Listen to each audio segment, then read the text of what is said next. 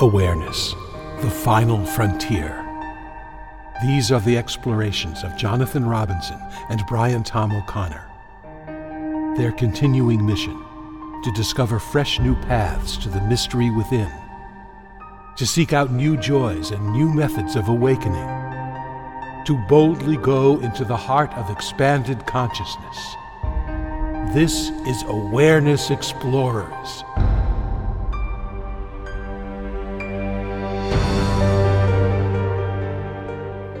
Well, welcome back, Awareness Explorers. Good to have you back. This is Jonathan Robinson, and I'm here with my co-host, Brian Tom O'Connor.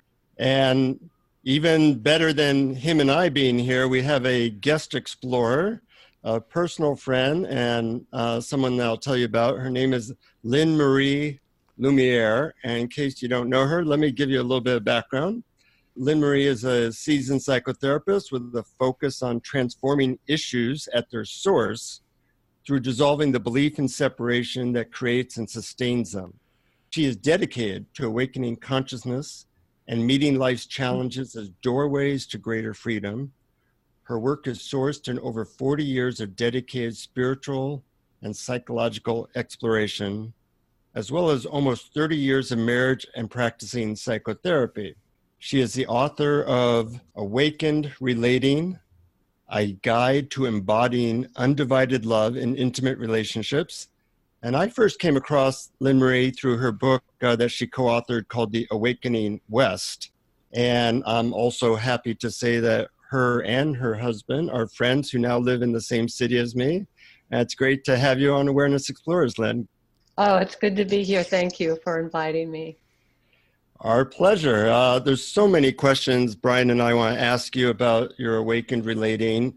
You know, this is one of the few books I actually read, which is like an amazing compliment to the good writing in the book, because, you know, I don't read a whole lot anymore. But the idea of awakening in relationships is so important and not talked about a whole lot. And I thought I'd let Brian, who also read your book, to begin with maybe the first question. Okay. Well, thanks, Jonathan, and thank you, Lynn Marie, for being here. It's really a delight. And yes, I've read both of your books. I thought they were terrific. The Awakening West many years ago, which was very influential to me on my path and learning about the various teachers that are out there. And just recently, Awakened Relating. I thought it was really marvelous. And I love the 3 R's of Awakened Relating that you write about in your book. Recognizing, resting, and relying. I found them to be such a simple set of guidelines that everybody could grasp and use. And I was wondering if you might be able to summarize them for our listeners. Oh, I'd be happy to. Yes, I've always been interested in how to make awakening to our non-dual nature practical and simple. And so much in my process, I heard teachers talk about it. They talk about it, but didn't so much provide a way to really point to it directly and simple guidelines to really bring that into our lives. So I tried to break it down into really simple and practical terms that people could take and apply in their lives. And the first R is to recognize, to just simply recognize the non-dual awareness that's always here, already, always, no matter what we're experiencing, looking out of our eyes right now. And it's never not here, no matter what we're experiencing, whether we're angry or we're happy or we're in a deep spiritual state or we're in a deep reaction in our relationship. This awareness is always here. But it goes unrecognized. And in the spiritual world, often people are seeking it. They're looking outside of themselves for it in some way or another. And even in thoughts or feelings or inner experiences still outside of it because it's so present right here and right now.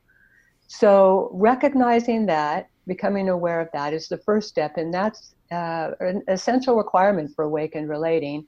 We can't have awakened relating without some awakened awareness. So it begins there. And even if we have a glimpse for a few seconds, then we have an opportunity to return to that again and again and to rest in that. or better said, maybe rest as that. So we recognize it and we re-recognize it again and again and rest in it, even if it's for a few moments. That's the most powerful thing we can do, because we're going directly to our infinite being and resting in that. And as we do that repeatedly, then it grows and sustains itself more and becomes more known, and the nature of it becomes more known and more foreground. And then we can rely on it. And that's very important, not just in relationships, but all of life, right? To have something that we can turn to within ourselves that we can rely on no matter what. It's always there, and it's always infinite wisdom. And so we turn to our mind, our conditioned mind. We just run in circles of the same limited solutions that go really nowhere ultimately. So we learn that that's what we rely on. That's where we go. That's the go-to place for everything. And then after I read the book, actually, I realized there's a fourth R that didn't make it in the book, which is realize. As we learn to recognize this, rest in it, and rely on it, ultimately we realize that it is everything. That this awareness that we're tapping into is every expression of us in our form and every form that we see. And there is only that. So the realization that there ultimately is only that awareness that we initially tapped into with maybe just a glimpse is all that there is. Well said. Both you and I are marriage and family therapists, and we each see a lot of couples. What issues do you see come up the most? And I'm also interested in how, as a awakened relating therapist, you might work with them differently than, say, a traditional marriage therapist. Well, the first question, like what do I see come up frequently? Primarily what I work with on a psychological level is the relational conditioning and wounding that almost everybody, or maybe I'll say everybody has, and just in a varying degree, from our childhood, from where we learn relationship early in life, and the wounding that we get from being raised by parents that are living in separation and duality and operating entirely out of the egoic separate self. So we come together as adults and we have, like what I call an inner radar, where we attract just the right partner to trigger our relational wounding and conditioning so that it can be healed, so that hopefully we can meet it with consciousness. So that's what I'm working with. I'm working with that conditioning that people are coming up against again and again, and they don't know how to be with that. They don't know how to resolve that or transform that. So let's go into the nuts and bolts of that. This morning I have a friend that's moving away, and I was feeling the sadness of that because they're a good friend. And I was kind of sitting with this sadness and realizing that I was kind of going into it like, why was I so triggered?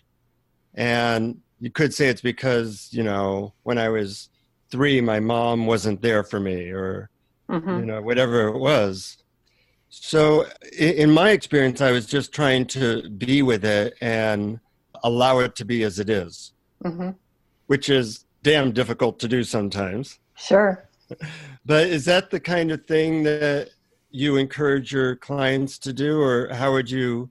Yeah, where I'm coming from is more direct non-dual teachings. That's my path. And so that's what I work with clients, and what I teach is direct non-dual. So the essence of those teachings is to allow everything to be as it is. So that's so simple that it completely complicates the rational mind. The dualistic mind can't deal with that. And the only thing that can really allow everything to be as it is our own non-dual nature. So it does require some awakening to that, or as that, to be able to allow everything to be as it is. So some clients I work with have some of that awakened awareness, and some do not. So maybe I'll talk about the ones who do, because then we can bring that in directly. So they come with the patterns. Maybe let's say the man had a very critical mother that was always finding something wrong with him, and what he did. And so the wife tends to point out what she's not happy with in him. And it triggers this rage because it's triggering the deeper wounding. And the rage reaction triggers in the woman her father, who was rageful and terrifying to her. So we find people that trigger off each other's unresolved unconscious issues so that they can come up. And if they have some awakened awareness, then they have a capacity to see where that's coming from, like you said, to go within yourself and sit with that reaction and get a sense of what did it hit inside of you as an individual, to take the focus off the other and come to yourself and see what is being triggered inside of me. Oh, it's triggering off the terrible fear I feel of my father because he gets angry at me. And then the awakened relating, bringing that in, bringing some awakened awareness in, makes it possible to actually be with that fully and allow it. And that's where if we have just conscious relationship, which we've been familiar with for over 20 years or so, where people become aware of these patterns and take responsibility for them. But awakened relating is a new paradigm. I'm wanting to take it another step where we bring in awakened awareness. And when that's on board, then we can then fully allow these reactions to unfold and be in our awareness individually.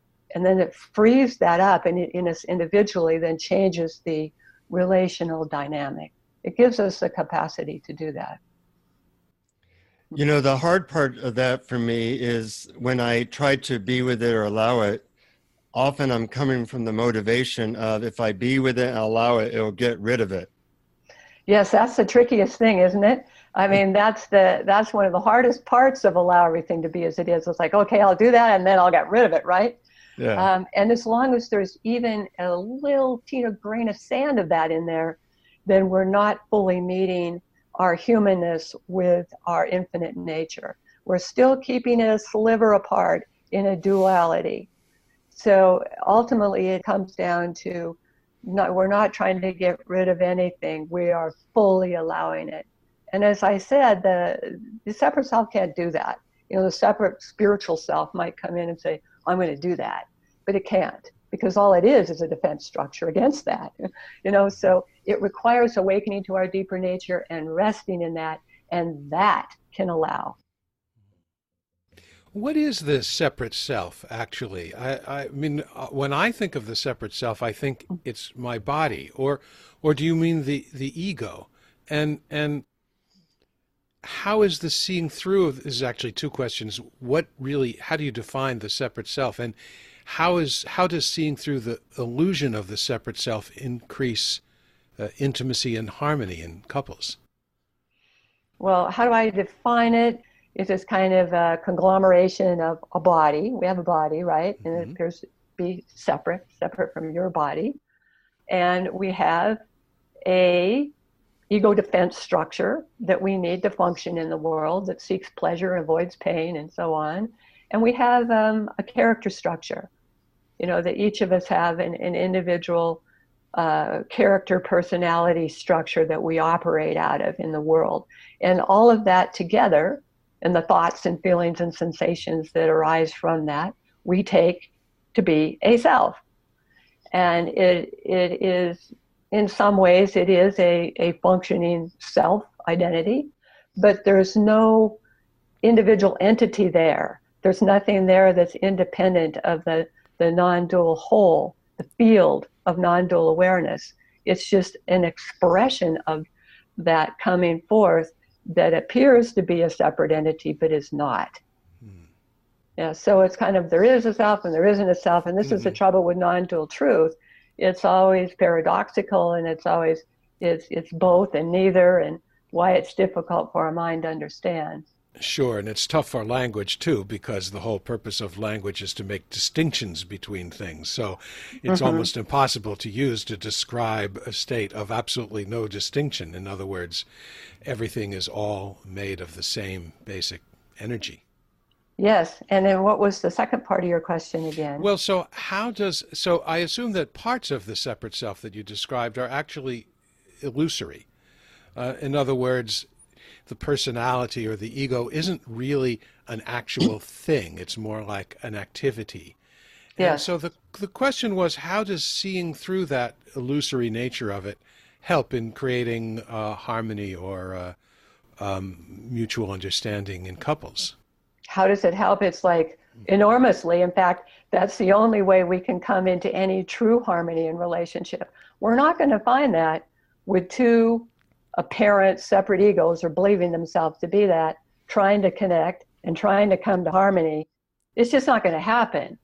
And, you know, the moments they get usually are transcendent moments without them realizing it, where they're actually connecting with their unified consciousness. But, you know, mostly it's just, you know, coming up against each other in never able to fully connect.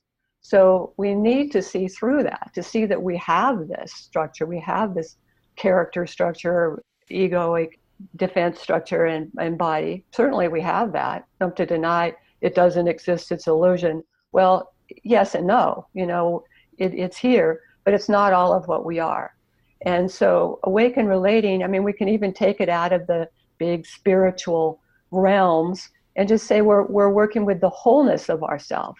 We're coming into relationship with all of us, including our true nature, this aware field that everything is, and actually being awake to that and bringing it into connection with each other, which is the only place we truly connect, only.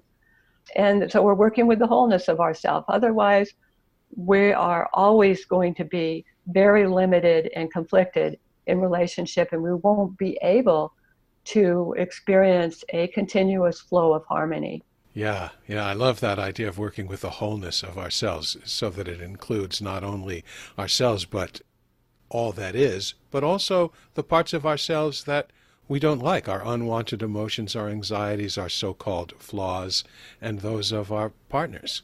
Mm-hmm. Yes, and then awaken relating, it allows us to be able to accept that in ourselves and in our partners.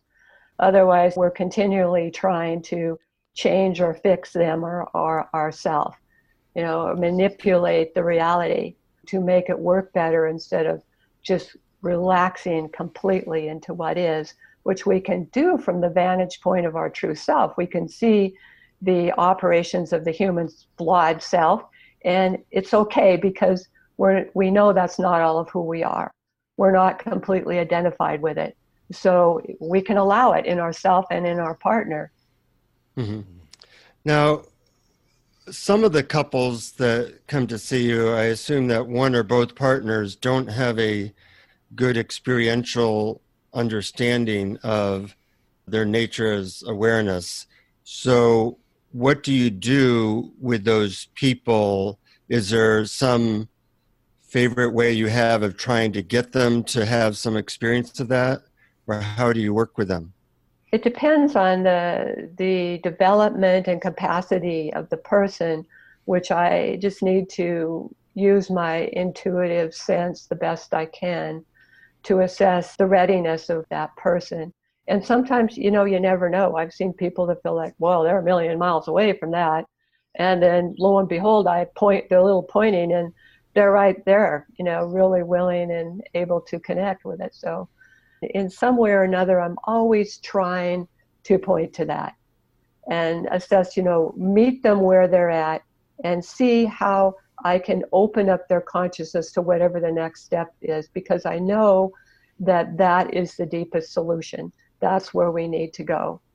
And usually people are able to at least take the step of being aware of their patterns. You know, they come in with, this happens and they do this to me, and they're able to take the focus and the blame off the other person and look at themselves and feel into it a little bit and get a sense of, oh, that's triggering this particular wound in me from my father or my mother or whatever. So I can always start there, that awareness or psychological awareness, you know, that people can tap into.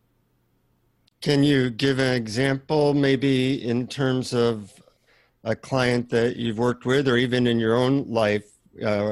Luckily, I know your husband rather well, so I'd enjoy any stories of how you two work with it.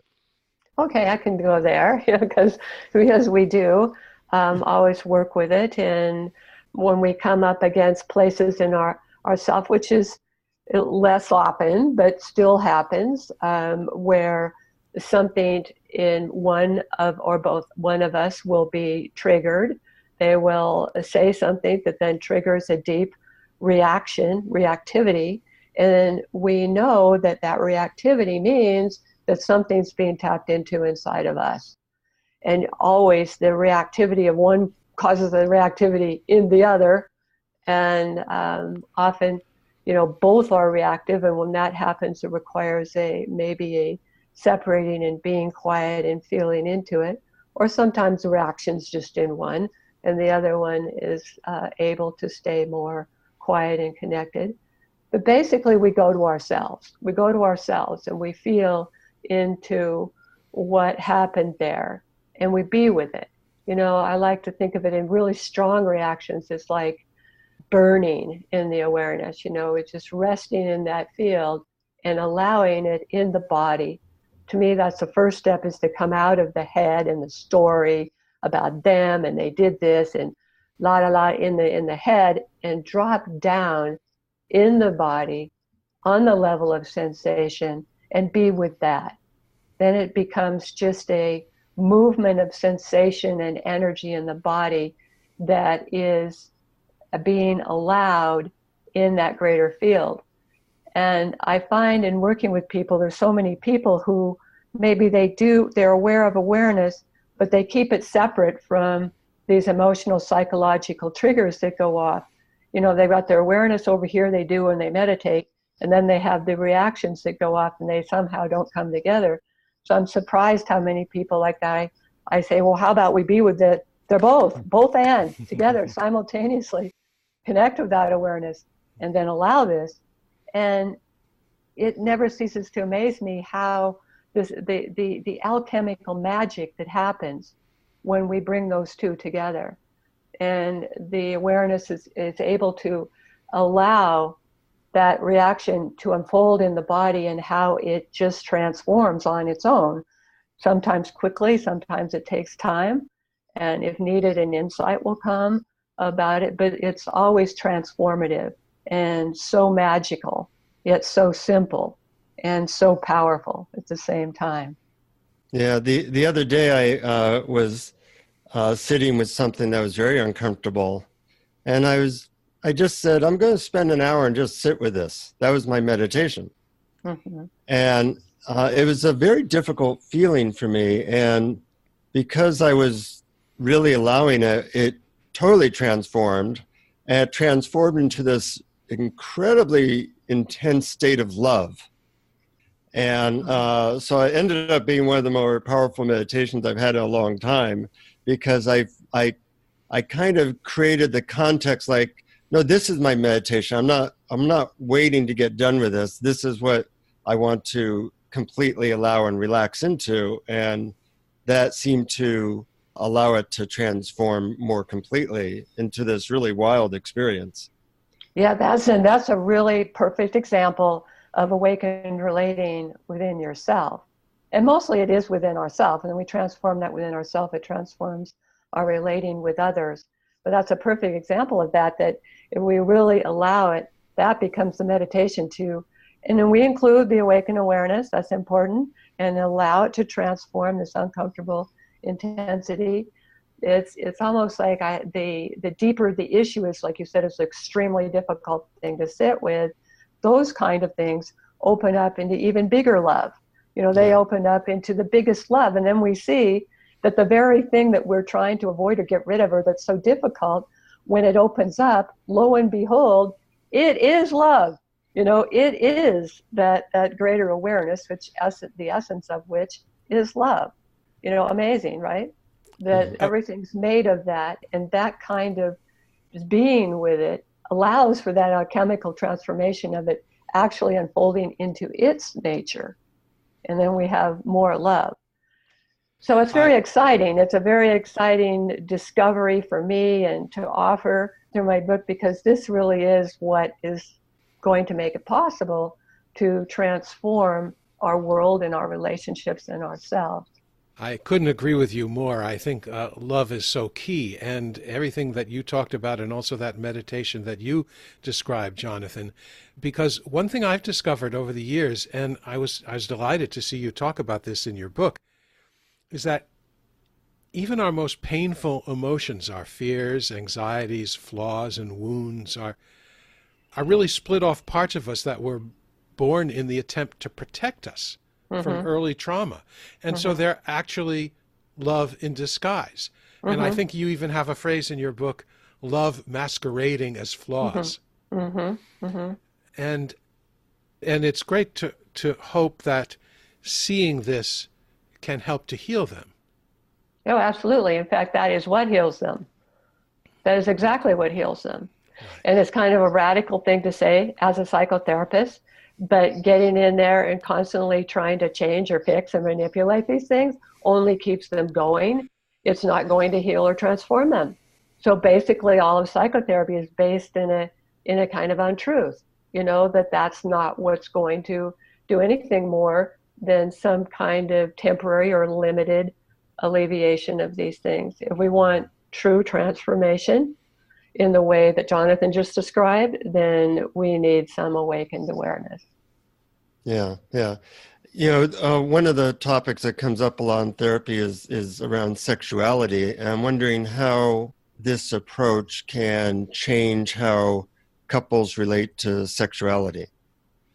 Well, we all have, I think, a deep kind of innate longing to truly connect in a deep intimacy.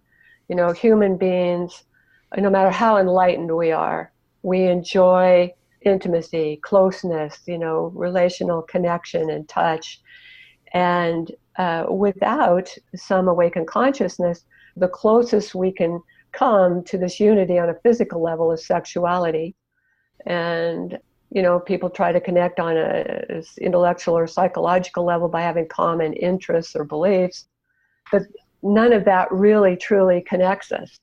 So if we approach relationship or sexual intimacy from a place of really knowing this essence where we truly meet, we're so different in our personality, body, mind, and so on that we can't really, even if we have a lot of common interests and so on, that's not a real intimacy.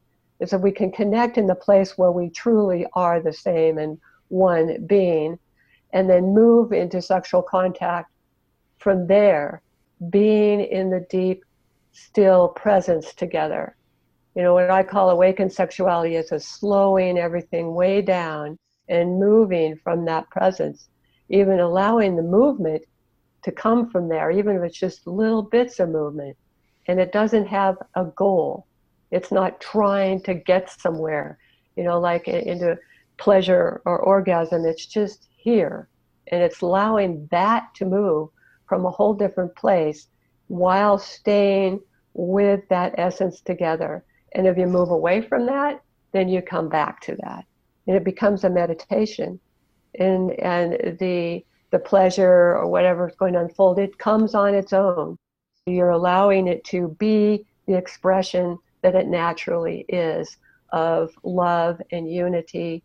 And when we come together that intimately, oftentimes, which I wrote about in my experience, a deep, painful, emotional experience that hasn't been met yet can come up, because there's a safety there in that intimacy that allows those deep, painful places to come up and be held, and both of you together can allow that to be met in the embrace of that pure love. So it becomes something very different than, two separate cells trying to come together in a kind of forceful way. And really it's mostly about getting to this pleasure point and, not connected, and can become, more and more different things need to happen in order for it to be satisfying, and less connection happening, and so on. And that's what I see, people that come with sexual issues, usually they're already quite a bit, it's not happening in one way or another. So I give them exercises like the sexual intimacy meditation that's the end of my sexuality chapter in the book, which is practicing this, breaking it down in simple movements of one person giving and the other receiving, staying present with the touch and making it a meditation and practicing that. We have to kind of unlearn the unhealthy way that we've learned sexuality on this planet, Mm-hmm. Yeah, great answer. And rather different than how a lot of people experience sexuality. Very different. It's very different. And as my friend Marlies, who teaches, a lot about sexuality, I interviewed her in my sexuality chapter. She says she has a hard time finding men in particular that are willing to do this. And I think it has a lot to do with their conditioning and the drive, to get to the goal and the pleasure, and they kind of get taken over. So I think there's a way in which women have more of a natural capacity to be present and allow and open to pleasure in the moment and slow everything down, so the women can help the men do that. Mm-hmm. But aren't there some couples who actually both, you talk about slow and soft as opposed to hard and fast in awakened sexuality. Mm-hmm. But isn't hard and fast sometimes fun and desirable for both partners? So, is it wrong? I guess what I'm asking is, does the wide spectrum of sexual activity have to be limited in awakened sexuality? No, nothing in awakened anything should be limited. So, mm-hmm. Thanks for bringing that up. It's not like not allowed, just kind of getting down and, getting into it and enjoying it. Because that can be, just play, sexual play and pleasure that's also happening in that field of awake awareness and connection with where your essence is meeting, and your essence is meeting in that way, and you're just having that fun. That can happen too. Nice. But that is a little more advanced than sometimes because we're kind of so far from that. Most people sometimes you have to break it down in a slower version in meditation, which I described, or you just get lost. Mm-hmm. I think it is a great place to start. Mm-hmm. Brian, I'm wondering, what do you think of doing the meditation hour? Do you have other questions that you want to ask? I guess I just have one other thing to say. I'm not sure it's really a question, but I was really taken with the idea in your book that, and an idea that I've thought about over the years, is that the primary myth of relationships is the idea that we must or even that we can find love in the other instead of mm-hmm. finding it within ourselves or as ourselves and then sharing it with the other. Mm-hmm. And you have a phrase in your book, happily ever after. And I assume mm-hmm. that myth is kind of what you're talking about there. Yes, thanks for bringing it up, because that's like one of the main themes of the book. And that I'm kind of trying to, bust open that myth, happily ever after, we're all seeking, it's going to be found in romantic love relationships. And we've all been sold that fairy tale in one way or another, right? Through books and songs. If you listen to just about any song, it's about that. You are my everything kind of thing. And, you are where I'm going to find this. And so we all seek, in one way or another, love through, that's why my book's talking about non-dual awakening, to awareness. Really, that's what it's about. But I put it in the context of intimate romantic relationship, because that's one of the main places we seek this love that we feel disconnected from. We seek the love that we actually are there. So I wanted to take that and help open that up and question this belief that we find love in another. What if that's not actually true? What if we already are the love that we seek in another? And if we actually knew that, how would that change the way we're in relationship? People think, well, then maybe I wouldn't even want relationships, but that's not true. Human beings want relationship, as I said earlier. So we recognize that we are the love that we seek, and then we can share it more fully, with others and with everybody.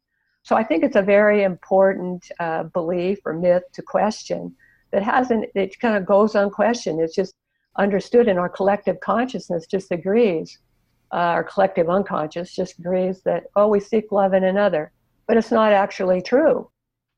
10,000 songs and movies can tend to warp your mind with that one. Yeah, we get very conditioned, and it's not actually true. And when we see even a little bit that the love is already here within us, that frees us up tremendously. Then the partner isn't the source of love. When the partner is the source of love, then we're constantly trying to control them and manipulate them and afraid of them doing this or that, or, it just gets crazy really fast. Well, that's a good jumping off point to maybe guiding us in a meditation that would help us to experience that we are the source of love. I'm wondering if you have a meditation that you can guide us in that is one of your favorite ways to point people to that realization.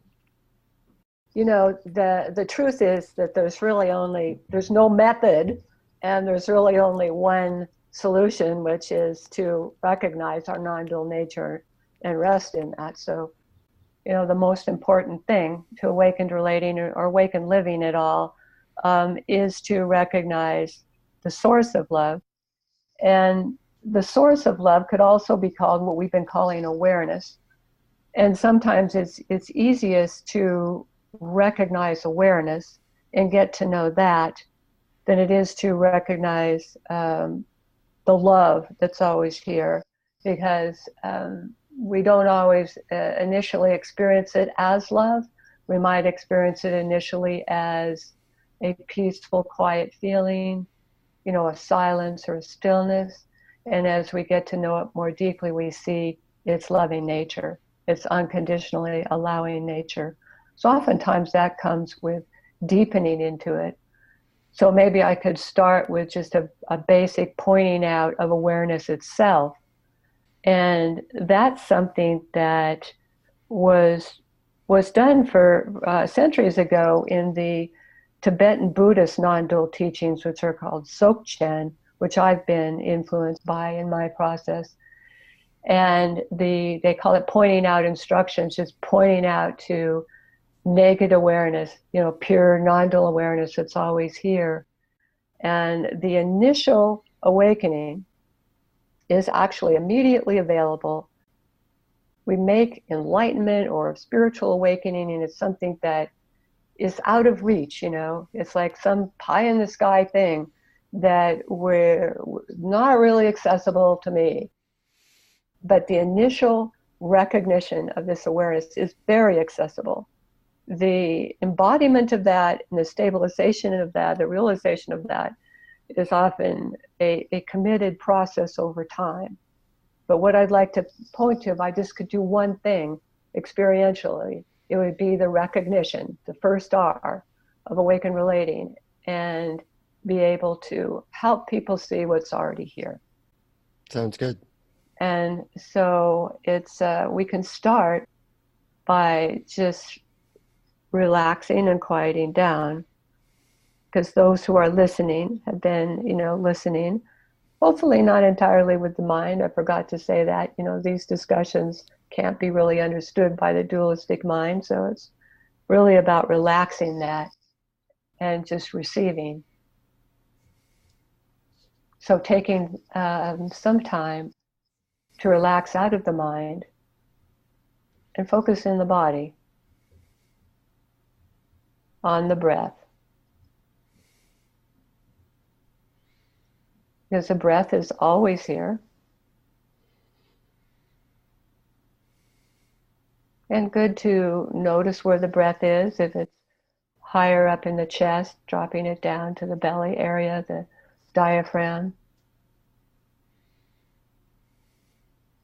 And if the mind is really active, just focusing on the breath, maybe even counting them. So we're just gathering the mind and relaxing the body.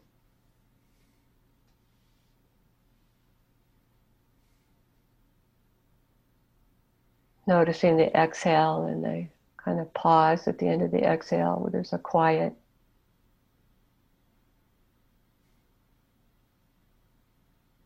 Just seeing each exhale as a letting go into that quiet, even if it's just for a moment.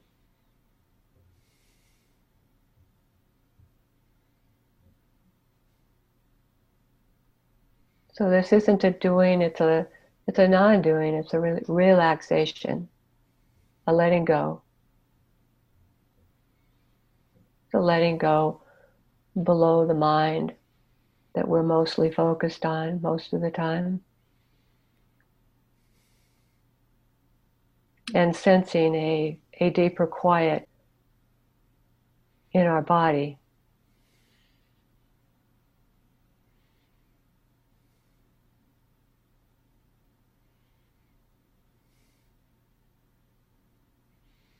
And being in our senses, noticing sounds. And just being with what's here, sounds, sensations, breath, hopefully a little bit more relaxation, a quieting down. And in that quieting down, you might sense a deeper quiet in the body. Amidst all the sensations, there's a deeper quiet than we can sense intuitively.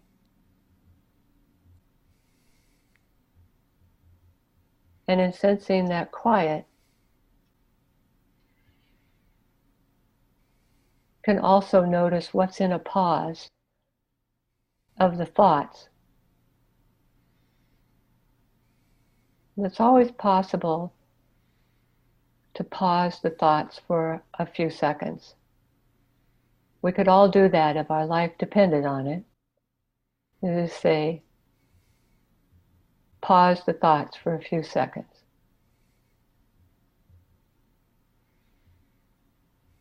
And see what's here. There's a quiet there as well. And it may seem like just an empty space. You keep pausing the thought and seeing there's something that's still here. And that something isn't empty or blank. It's alive and it's aware. And it's the same sense of yourself that's been here since you were born. And it's what's always here, whether there's thoughts or no thoughts, or feelings or no feelings. It's just a little opening or pause in the constant stream of noise in our mind. And what's here? It's like pulling away the curtain and seeing, oh, there's a space that's aware. And that is aware of everything. It's aware of the breath, and the body, and the sensations, and the sounds of my voice.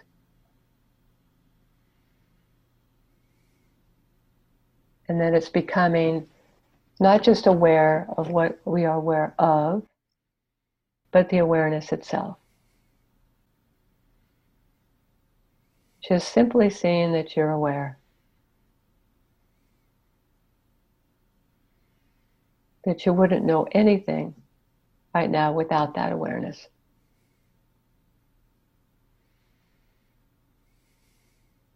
So it's becoming aware of simply being aware.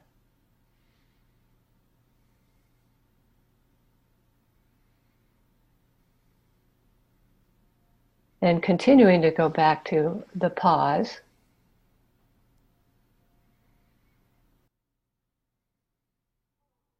And seeing what's here. And becoming curious about that. Becoming interested in that. And deepening in that. And sensing that in your heart area. What does it feel like there? Because it's everywhere, throughout our body, around our body, pervading every experience we have, is this awareness. And it's simply becoming aware of the awareness itself. Well, we're so used to being focused on what we're aware of, just turning the awareness back on itself and getting a sense of what's here.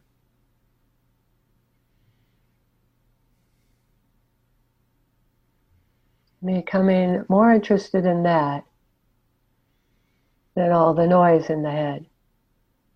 Returning to that simple glimpse again and again so it can deepen. And as it deepens, we come to know the nature of that, which is love in its unconditional embrace and acceptance of everything. And it is pure peace.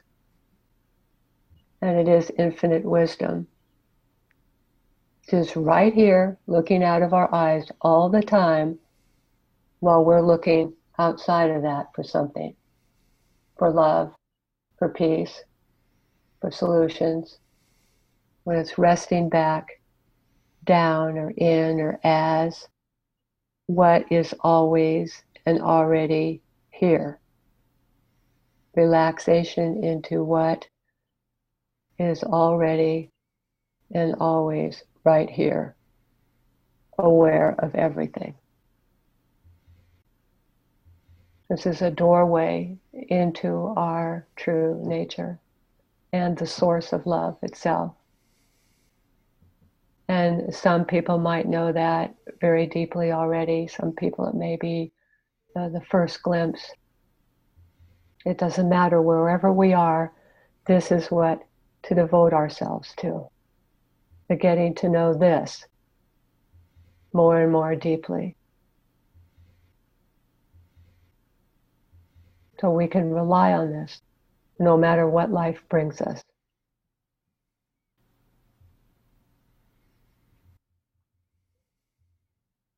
And just taking a moment to feel into whatever quality or sense you have of it, whether it's a quiet or a peace, a silence, or maybe you have a sense of its blissful, loving quality.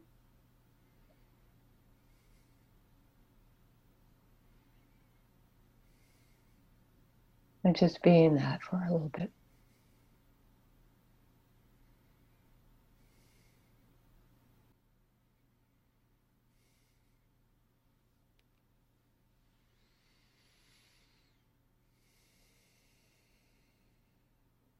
And then coming back to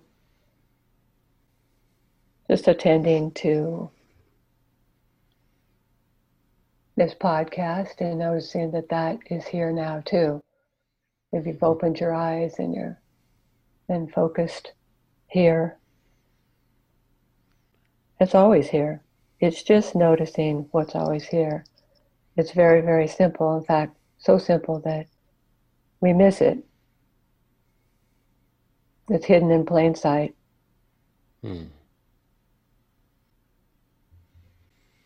That's great, Lynn Marie. Thank you for that. So lovely. I'm wondering if people want to connect with you, what's the best way for them to do that? Probably my website, lynnmarielumiere.com.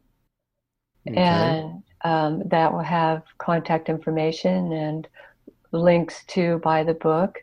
And I have an events page and a media page if they want to watch other talks I've given and so on. Mm-hmm. You have anything else, Brian? Just to say, I think that was really lovely. Thank you for that guided meditation and for all of your insights.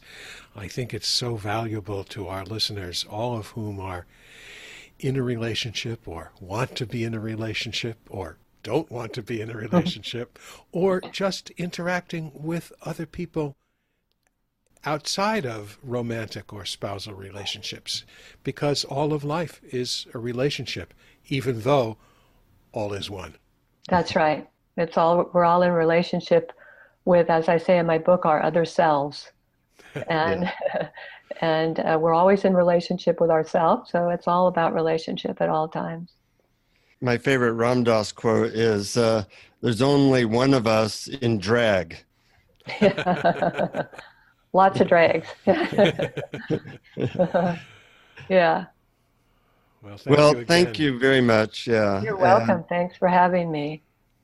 And we always like to end our podcast by encouraging our listeners to spread the word, get your mate or friends to listen to this, and hopefully something will catch on fire with them.